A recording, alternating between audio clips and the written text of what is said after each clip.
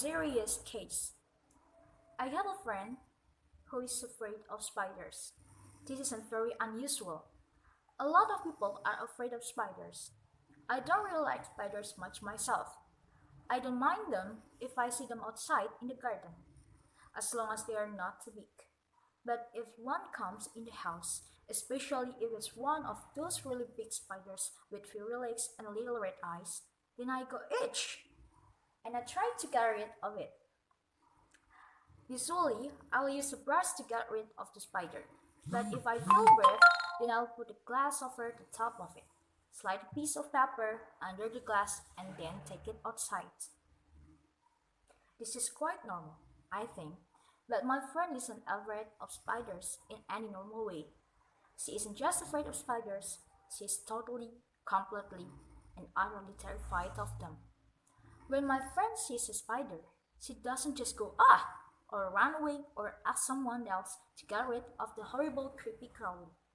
No, she screams as loud as she possibly can. She screams so loud that her neighbors worry about her and think about calling the police. When she sees a spider, she shivers all over and sometimes she freezes completely.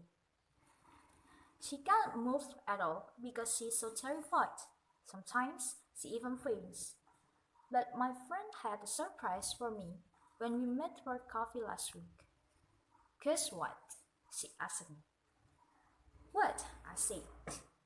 I've got a new pet. Great, I said. What is it? A dog? A cat? No. A budgie? No. A rabbit? No. What then? I've got a pet spider. I don't believe you. It's true. I decided that it was time I did something about my phobia. So I went to visit the doctor, a special doctor, a psychiatrist. This psychiatrist specializes in phobias, helping people who have irrational fears to get better and live normally. He told me I suffered from arachnophobia. It's an irrational fear of spiders, he said. About 1 in 50 people suffer from a severe form of arachnophobia. It's not very uncommon. Thanks, said my friends. But that doesn't help me much. There are lots of different ways we can try to cure your phobia, said the psychiatrist. First, there is a traditional analysis. What does that mean? Asked my friend. This means a lot of talking.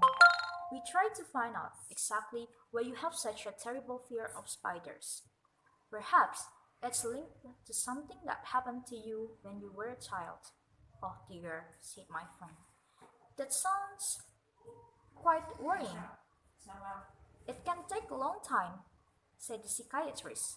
Years, sometimes, and you can never be certain that it will be successful. Are there any other methods? Yes, some psychiatrists use hypnosis along with traditional analysis. My friend didn't like the idea of being hypnotized. I'm worried about what things will come out of my subconscious mind. She said. Are there any other methods? Well, said the psychiatrist, there is what we call the behavioral approach. What's the behavioral approach? Asked my friend. Well, said the psychiatrist, it's like this.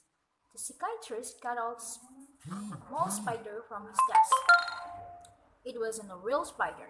It was made of plastic. Even though it was only a plastic spider, my friends screamed when she saw it.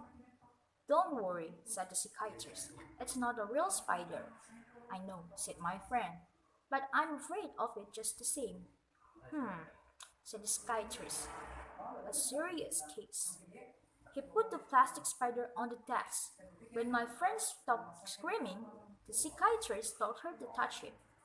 When she stopped screaming again, the idea of touching the plastic spider was enough to make her scream. She touched it. At first, she touched it for just 1 second. She shivered all over, but at least she managed to touch it. Okay, said the psychiatrist. That's all for today. You can go home now. That's it? Asked my friend. Yes, that's all? Yes, for today. This is the behavioral approach. Come back tomorrow. My friend went back the next day, and this time the plastic spider was already on the doctor's desk. This time she touched it and held it for 5 minutes. Then the doctor told her to go home and come back the next day. The next day she went back and the plastic spider was on her chair. She had to move the spider so she could sit down. The next day, she held the spider in her hand while she sat in her chair. The next day, the doctor gave her a plastic spider and told her to take it home with her. Where do spiders appear in your house? Asked the psychiatrist. In the bath, usually, said my friend. Put the spider in the bath, he told her.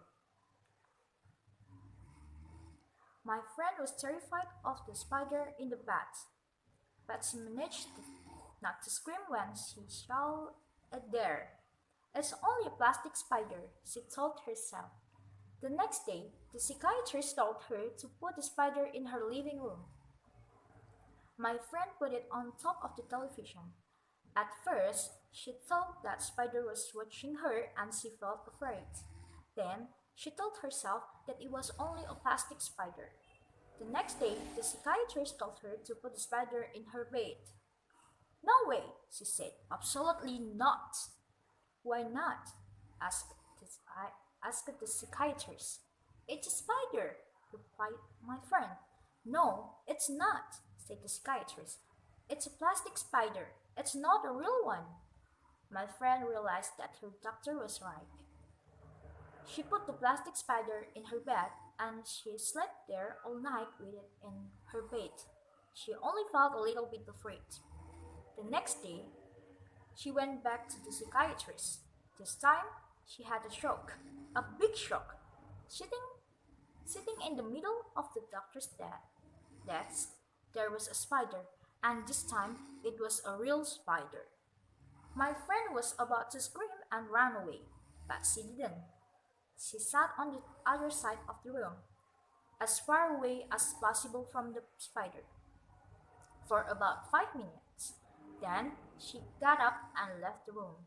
See you tomorrow, shouted the psychiatrist to her as she left. The next day she went back, and this time the psychiatrist let the spider run around on his desk. Again, my friend stayed about 5 minutes, then left. The next day, she stayed for 10 minutes, and the day after that, 15. Eventually, the psychiatrist held the spider, the real spider with long furry legs and little eyes, and his hand. He asked my friend to come and touch it. At first, she refused, but the doctor insisted. Eventually, she touched the spider, just for a second. The next day, she touched it for a few seconds, then for a few minutes, and after that, she held the spider in her own hand. Then she took the spider home and let it run around in her house. She didn't feel afraid.